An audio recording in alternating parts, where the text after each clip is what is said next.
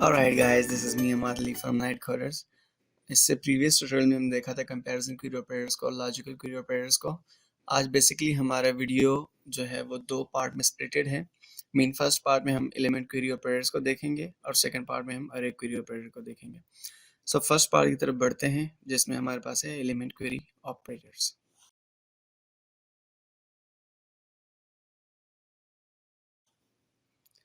Okay, सो element query operators basically अगर आप यहाँ पर सर्च करें, ठीक है, डॉक्यूमेंटेशन में आप जाएं, इनके जो ऑफिशियल डॉक्यूमेंट है, ठीक है, आपको यहाँ पर एलिमेंट क्वेरी ऑपरेटर मिल जाएंगे। दो तरह के होते हैं ये, ठीक है, एग्जिस्ट और टाइप, ठीक है।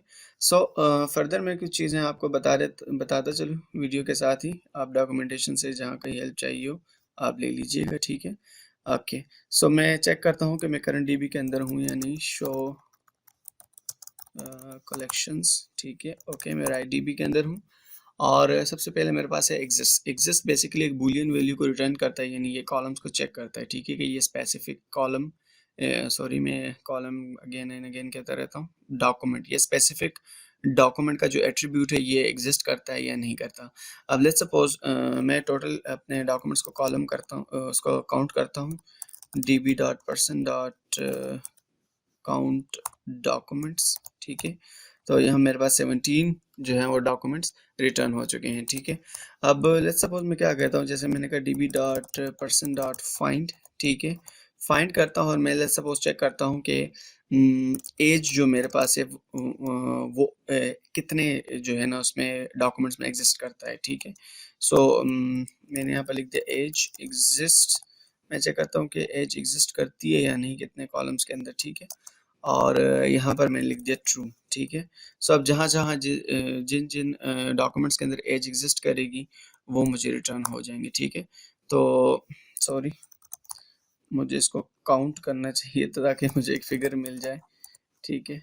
ओके, सो देखिए मेरे पास 16 कॉलम्स के अंदर, 16 डॉक्यूमेंट्स के अंदर जो है वो एज मौजूद है, एक के अंदर नहीं है। जो मेरा लास्ट डॉक्यूमेंट आज मैंने इंसर्ट किया है इसके अंदर बेसिकली अगर आप देखें तो एज अवेलेबल नहीं है, ठीक है।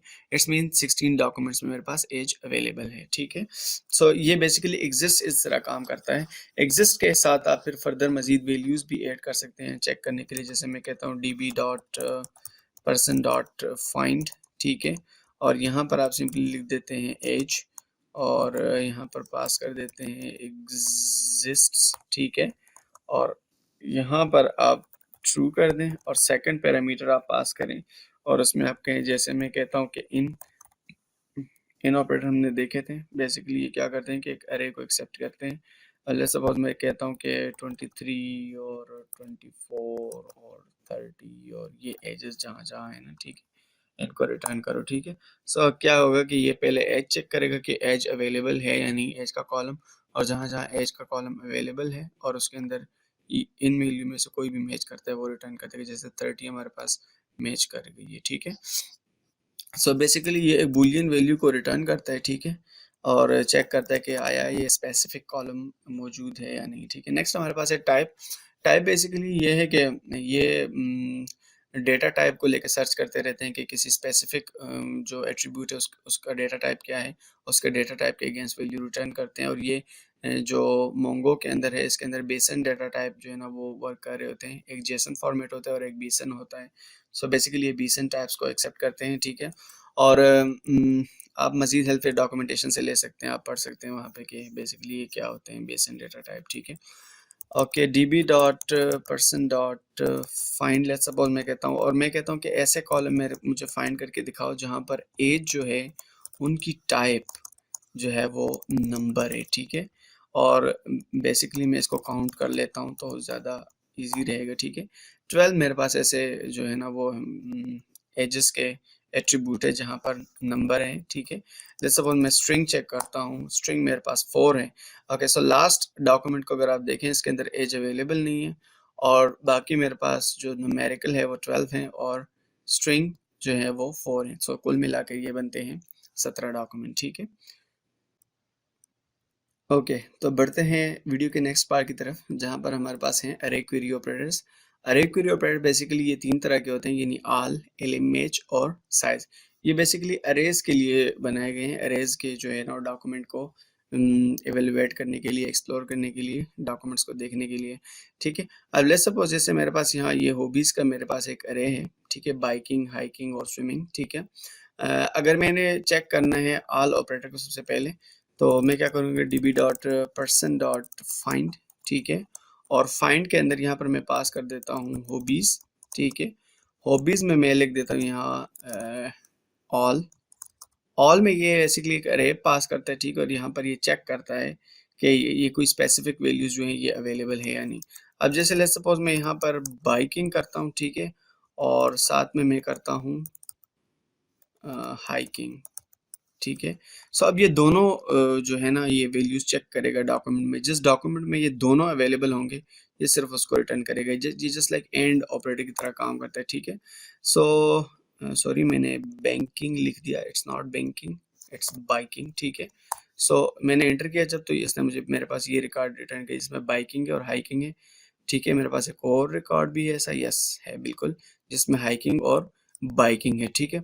अब लेट्स सपोज कोई ऐसा रिकॉर्ड चेक करते हैं जिसके अंदर ये दोनों अवेलेबल ना हो, ठीक है, यानी लेट्स सी एक अवेलेबल हो, जैसे मैंने बाइकिंग कर दिया और नेक्स्ट मैं कर देता हूँ वॉकिंग, ठीक है।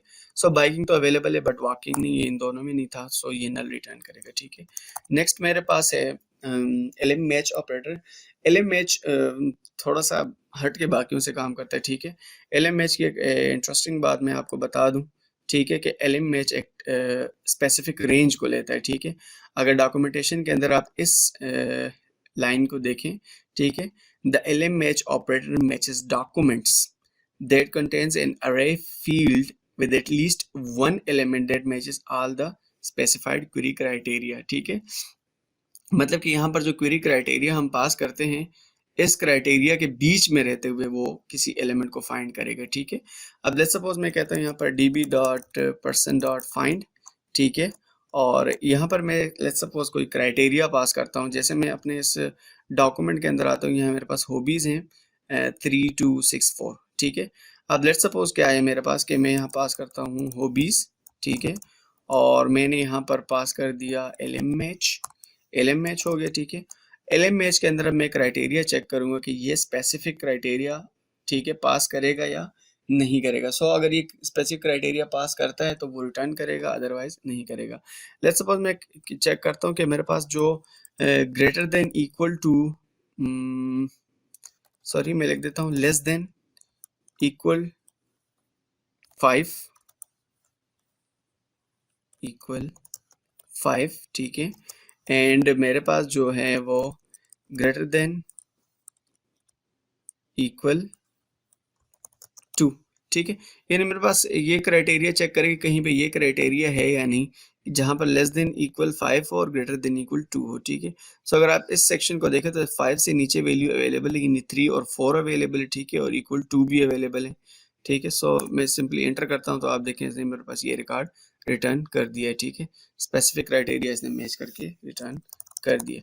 सो थर्ड इसमें हमारे पास है साइज का बिल्कुल सिंपल है, जैसे मैं कहता हूँ db dot person dot find, again मैं आपको कहता हूँ ये सारे जो है ये क्वेरी ऑपरेटर्स है, अरे क्वेरीज ऑपरेटर हैं, यानी ये अरे के लिए बेसिकली बने हैं, ठीक है। और मैं लेट्स सपोज यहाँ पर चेक करता हूँ कि हॉबीज, ठीक है, और लेट्स सपोज जैसे वो वाले हॉबीज रिटर्न करो जिसमें अरे का साइज 4 है, ठीक है। सो अगर कॉलम का साइज 4 है तो ये वहाँ पे रिटर्न करेगा, ठीक है। जैसे कि एक ये मेरे पास है 1 2 3 4, इसके अंदर 4 हैं, एक ये है 1 2 3 4, इसके अंदर 4 वैल्यूज हैं, ठीक है, दैट्स इट। सो मेरे पास जो ये कॉलम था, ये सॉरी ये डॉक्यूमेंट है, इसके अंदर 4 थे और इसके अंदर 4 थे, ठीक हो गया। सो ये थे बेसिकली हमारे अरे क्वेरी ऑपरेटर और जो हमारे थे एलिमेंट क्वेरी ऑपरेटर्स। अगर आपका कोई क्वेश्चन है तो comment section is always open for you, आप कमेंट कीजिए, किसी चीज़ की समझ नहीं आ रही तो आप पूछिए, और thank you for watching, bye.